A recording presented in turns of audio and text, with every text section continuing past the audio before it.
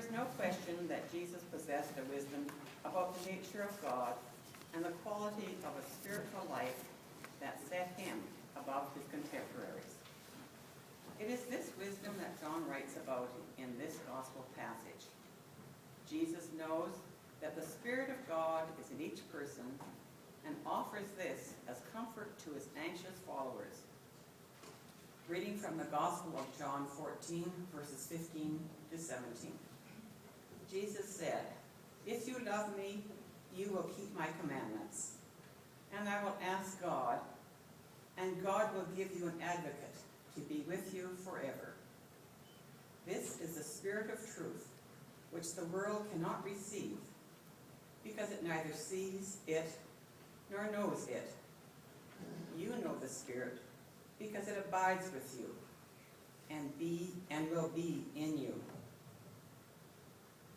It is quite possible that the passage you just heard was inspiration for the Pentecost story recorded in the book of Acts.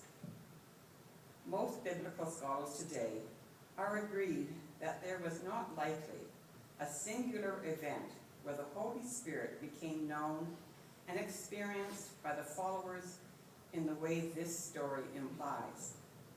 Rather, this story became a symbolic narrative for the growing ecstatic experience of the Spirit of God in the months and years following Jesus' death. The Pentecost story, written over 100 years after Jesus, captures the power of the Spirit of God to change a community of people cowering in fear behind locked doors to joyful, faithful, courageous followers of the way. Hear now this Pentecost story from Acts 2, verses 1 to 21. When the day of Pentecost had come, they were all together in one place. And suddenly there came a sound like the rush of a violent wind, and it filled the entire house where they were sitting. Divided tongues as of fire appeared among them, and a tongue rested on each of them.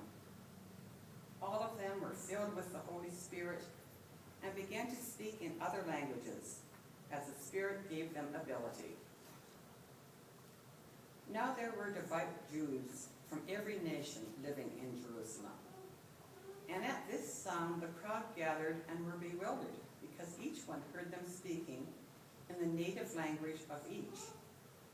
Amazed and astonished, they asked, "Are not all of these who are speaking Galileans? And how is it that we hear, each of us, in our own native language? Parthians, Medes, Elamites, and residents of Mesopotamia, Judea and Cappadocia, Pontus and Asia, Phrygia and Pamphylia, Egypt and the parts of Libya belonging to Cyrene, and visitors from Rome, both Jews and proselytes, Cretans and Arabs. In our own language, we hear them speaking about God's deeds of power." All were amazed and perplexed, saying to another, "What does this mean?" But others sneered and said, "They are filled with new wine." But Peter, standing with the 11, raised his voice and addressed them. "Men of Judea, and all who live in Jerusalem, let this be known to you, and listen to what I say.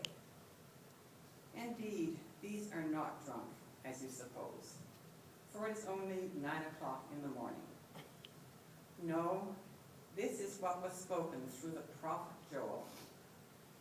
In the last days it will be, God declares, that I will pour out my Spirit upon all people, and your sons and your daughters shall prophesy, and your young shall see visions, and your old shall dream dreams. On all people, both men and women, I will pour out my Spirit, and they shall prophesy. Then everyone who calls upon the name of God shall be saved." Hear what the Spirit is saying to the church. Thanks be to God.